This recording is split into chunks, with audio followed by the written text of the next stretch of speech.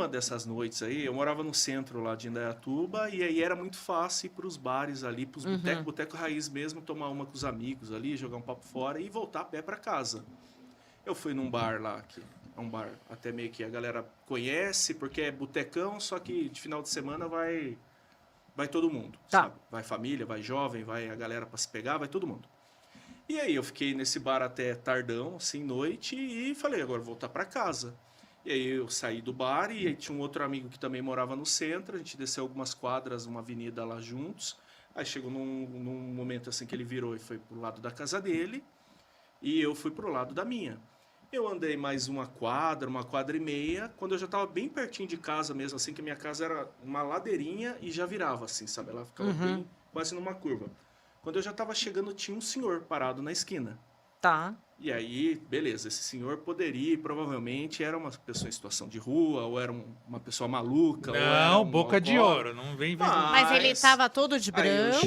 cheguei, sim. Mas aí não dá pra achar que é Chapeuzinho. de rua. então até Que com lava chapéu. roupa, às vezes é um que cuida da roupa. É. Tá, era uma pessoa na E o rua. dente. Aí eu fui me aproximando e eu falei, meu, eu já também, né... Loucão. Não, eu tava de boa.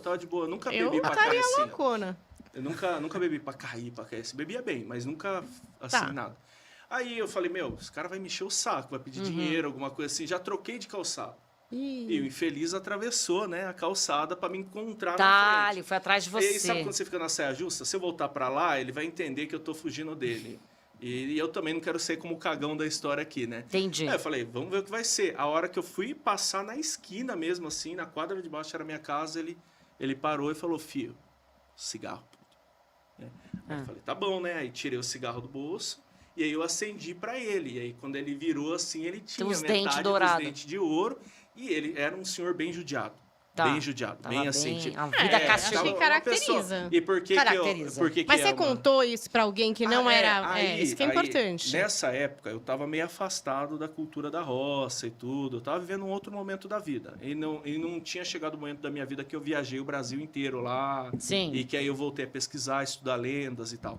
E aí eu achei uma situação muito estranha, sabe? Aquilo me marcou bastante mesmo, assim, falando sério agora, sabe? Tá. Falei, tipo... É porque um baita susto também, e né? o cara cheirava... E o cara tava visivelmente sujo, sabe? Tá. Por mais que ele tivesse com um terno velho, com chapeuzinho e tudo, ele tava sujo, sabe? Ele Tá. tava maltrapilho ali. Só que o cheiro dele era cheiro de flor. E isso, sabe, tipo, não condiz? Você acha que você chegar do lado de uma Entendi. pessoa dessa, vai vir Ela um tá cheiro de feia. urina. Muito Sim. Normalmente. particular. Infelizmente, a gente que mora em São Paulo, A gente sabe como é que sabe funciona. como funciona. E o cara tinha um cheiro de flor muito forte. E o cara sorriu de um jeito muito, tipo...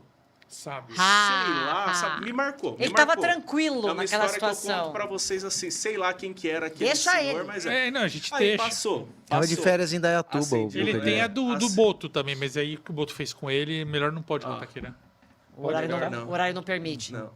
Só na outra plataforma. Tá. Aí passou-se alguns anos.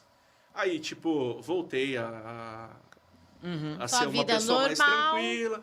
Aí entrei numa empresa, numa companhia aérea que eu viajava muito. Aí eu falei, meu, preciso de um hobby, vou voltar a ver esses negócios de histórias e tal. Me aproximei disso de novo. E aí, viajando, indo tanto para Recife, indo para Manaus, eu conheci o Boca de Ouro. E quando a pessoa que me contou sobre o Boca de Ouro falou, né? Que aí ele falou que conhecia uma pessoa de Manaus que tinha visto e o avô dele em Recife também já tinha visto o Boca de Ouro.